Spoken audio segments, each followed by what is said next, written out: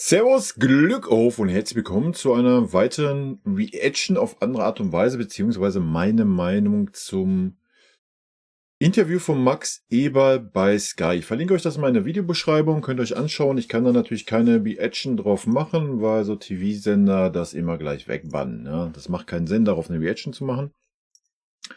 Aber ich kann natürlich mal meine Meinung zu den Aussagen euch mitgeben, die Eberl da getroffen hat. Also erstmal vorneweg, ein sehr, sehr starkes Interview von Max Eberl und genau das, was ich auch von ihm erwarte. Ja, schaut euch das gerne mal an.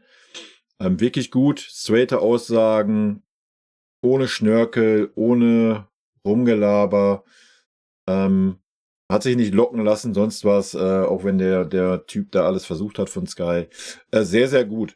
Gehen wir mal auf ein paar Aussagen drauf ein. Also Nationalmannschaft. Klammer ich mal aus, habe ich nichts zu sagen. Ja, Eberl ist da ein bisschen positiv gestimmt und so weiter.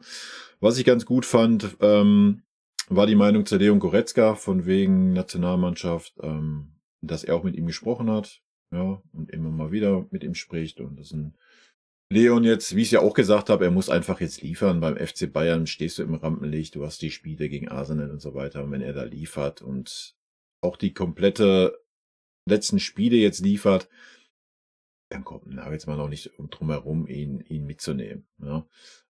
Allerdings hat er auch gesagt, dass ein Leon ein sehr ehrgeiziger Spieler ist und eventuell dann schon unzufrieden ist, wenn er auf der Bank sitzt. Von daher ist das natürlich dann wieder ein Argument auf Nagelsmanns Seite. Wenn er absolut nicht mit ihm plant, wird er ihn auch nicht mitnehmen. Ne? Fand ich sehr interessant. Ansonsten die Aussagen zu Alphonso Davies, die ihr vielleicht auch schon gelesen habt, steht ja in jeder zweiten Zeitung online. Sehr straight, sehr ehrlich, sehr gut. Ja, muss ich auch klipp und klar so sagen, auch mit welcher Gelassenheit und Ruhe er darauf antwortet. Nicht so wie Uli von wegen Piranha Blasels. Das Schönste, was er gebracht hat, war das Statement, was er von Meyer gelernt hat. Dankbarkeit muss man im Fußball nicht erwarten. Es gibt keine Dankbarkeit im Fußball. Ja. Jeder Spieler hat seine Karriere, hat seine egoistischen Gründe und das weiß er auch. Und das ist ein wichtiger Take, den ich fühle, weil ich das Gefühl habe, die letzten Jahre war unser Verein zu dankbar. Bei Spielern wie Kimmich, Goretzka, Sané, Gnabry, wir waren zu dankbar. Wir haben den Spielern zu viel Kohle gezahlt und haben sie nicht in die Kritik gestellt, auf deren Leistung in Bezug zum Gehalt. Ja. Von daher war das eine sehr, sehr wichtige Aussage, die ich da von Max gehört habe, die ich sehr gefühlt habe. Und der hat auch klipp und klar gesagt, Alfonso hat jetzt einen Vertrag vorliegen, ein Angebot, und das wird entweder angenommen oder abgelehnt. Und irgendwann muss es Planungssicherheit geben und dann gibt es eine Entscheidung und dann ist gut. Ja, völlig unaufgeregt, sehr gut. Wie gesagt, das gesamte Interview war wirklich sehr, sehr gut. Ja, dann war das Thema noch Dortmund so ein bisschen. Auch da, ja, wir haben es ja in der PK schon gehört, Bayern Dortmund wird immer ein Klassiker sein, ja, auch wenn es nicht um die Meisterschaft geht. Für Dortmund geht es um Champions League Plätze, für uns geht es um Prestige und natürlich auch im Flow zu bleiben, zu kommen für Arsenal. Ja, so eine Niederlage wird da jetzt natürlich wieder riesen Unruhe reinbringen. Von daher ist es super wichtig, dass wir da auch performen und ja, da gehe ich 100% mit, das sehe ich natürlich ganz genauso. Ansonsten haben sie natürlich ein bisschen versucht zu locken, so welcher Trainer, ob Alonso, ob De Zerbi und so weiter. Da hat der Max natürlich nichts zu gesagt. Zu Alonso habe ich ja schon in der Reaction zur PK ein bisschen was gesagt. Da werden wir vielleicht heute noch die Entscheidung hören, dass er noch mindestens ein Jahr in Leverkusen bleibt, was ich persönlich gut finden würde, was die Konkurrenz in der Liga anbelangt. Natürlich schade für uns. Ja, wobei man sagen muss, ob das dann 100% passen wird, ist eine andere Sache. Vielleicht wird es auch eine andere Entscheidung geben, ich weiß es nicht, wir werden es abwarten müssen. Was mir da imponiert hat beim Max, waren halt die Aussagen, die er getroffen hat, dass Sportdirektor, Trainer, Sportvorstand muss eine Einheit sein, ja, die ineinander greift. Dann werden Sachen besprochen in diesem Kreis und dann wird das auch zusammen nach außen getragen und dazu gestanden. Ja, das war auch ganz, ganz wichtig, weil auch das die Sachen sind, die ich in den letzten Jahren ja immer wieder kritisiert habe und vermisst habe bei uns im Verein. Ja, dass halt einfach der Sportvorstand und der Sportdirektor dann auch mal dem Trainer den Rücken stärken und klare Worte finden. Generell sehr, sehr klare, ehrliche Worte von Max, hat mir richtig gut gefallen. Ja, dann kam natürlich das Ganze noch auf die offenen Fragen. Davis, haben wir gesagt, ne, da liegt ein Angebot, da gibt's eine Deadline, die wird intern sein und dann, ja, entweder nimmt er das Gebot, nimmt er das Ding an oder nicht. Zweite wichtige Thema war natürlich Musiala. Da hat ein Eber ganz klipp und klar gesagt, Musiala soll das Gesicht der Zukunft beim FC Bayern sein. So, der hat noch Vertrag, ja, es ist jetzt nicht eilig, den Vertrag zu verlängern. Aber man wird ihn verlängern und man möchte, ja, wie schon gesagt, Musiala soll das Gesicht der Zukunft beim FC Bayern sein. Und das fühle ich, das ist gut so.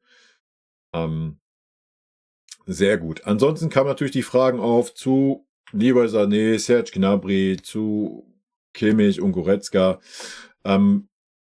Wenn ich das mal so interpretiere vom E-Ball, denke ich, Goretzka hat die höchsten Chancen, da zu bleiben. Natürlich muss erst der neue Trainer da sein. Dann wird entschieden werden. Ich denke aber aus den Worten, die Eber gesagt hat, kann man davon ausgehen, dass, wenn ein Trainer kommt und sagt, ein Kimmich sehe ich nicht im Mittelfeld, dass ein Kimmich wechseln wird. Serge und Leroy, schwer. Wirklich schwer. Ich denke, auch da wird ein Trainer was sagen. Wenn man dann aber hört, auf die Frage, was können wir in Zukunft erwarten von dem Gespann Freund und Eberl, was den FC Bayern-Kader betrifft. Und wenn man dann gehört hat, was ein Eberl gesagt hat zum Thema Kader, dass wir unbedingt hungrigen Kader wollen, einen Kader, wo man merkt, dass man stolz ist, für den FC Bayern spielen zu dürfen, dann bin ich ehrlich, dann ist für mich Sané und Gnabry sind dann raus für mich. Ja, auch wenn Gnabry gerade gut performt. Er hat natürlich jetzt noch ein bisschen die Zeit, aber das Gefühl habe ich bei den Spielern nicht wirklich. Ja, dafür sind sie viel zu schwankend und das seit Jahren. Aber wir werden sehen. Nochmal, schaut euch das gerne an. Ist eine super interessante Geschichte. Ganz klare Worte vom Eberl und all das, was wir die letzten Jahre vermisst haben. Ja. Er hat auch gleich nochmal den Uli da so ein bisschen eingebremst, weil Uli ja wieder was gesagt hat. Mit seinen 40 Minuten Interview, das habe ich mir noch nicht angehört. Auf der ARD, auch da, wenn es interessiert, schaut da rein. Aber auch da hat er gleich gesagt, ja, das ist der Uli, der kann natürlich seine Meinung haben, aber das heißt nicht automatisch, dass dem so ist und ja, der Eberl das genauso sieht. Also, zusammengefasst, wirklich starkes Interview, klare Statements. Ich bin voller Hoffnung, dass das richtig gut passt mit dem Eberl. Wir werden es natürlich sehen, ob wir wirklich die Eier haben, diese Spieler dann auch abzugeben. Aber wenn er das umsetzt, was er gesagt hat, was er in Zukunft diesem Bayern-Kader anmerken möchte, für was dieser Bayern-Kader steht, dann können wir uns wirklich freuen. Ja.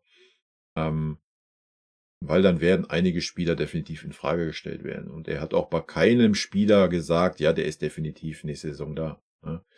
Und ja, das lässt mich hoffen. Sehr interessante Geschichte. Schaut euch das gerne mal an, Leute. Und in diesem Sinne, das war kurzer Take zu meiner Meinung zu dem Interview.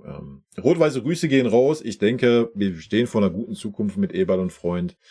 Und wenn es da den passenden Trainer gibt, egal wie der heißt, Leute, ja, das hat dann Eberl auch nochmal gesagt, es muss eine Einheit sein. Und wenn die drei eine Einheit bilden, diese Einheit nach außen auch darstellen und vor allen Dingen diese Einheit auch gegenüber der Mannschaft darstellen und diese funktioniert, dann kann das richtig gut werden in Zukunft. Ja, also von daher, rot-weiße Grüße gehen raus, Leute, wie immer an dieser Stelle. Vielen lieben Dank für euren Support. In diesem Sinne, tschüssi. Vielen lieben Dank, dass ihr euch das Video bis zum Ende angeschaut habt. Vielen lieben Dank für euren Support. Wie immer, lasst gerne einen Daumen da. Ich freue mich auch über jeden Kommentar, der geschrieben wird. Und in diesem Sinne nochmal rot-weiße Grüße gehen raus. Und jetzt zum Abschied noch ein paar nette O-Töne von unseren vergangenen Trainern. Ein dicker Kuss von der Trainer von Der Meister! Was das Allerwichtigste ist, weil wir wissen, dass er ein guter Kerl ist. Wir sind schockverliebt in meine Mannschaft. Also ich fand, das hat Spaß gemacht zu coachen. Ein Trainer ist ein Idiot. Ein Trainer sehe, was passiert im Platz. Dahin bist du eher Trainer und wenn du viele Spiele hast, bist du mehr Coach als Trainer und ich bin schon lieber Trainer als Coach. Geiler Satz. Magic.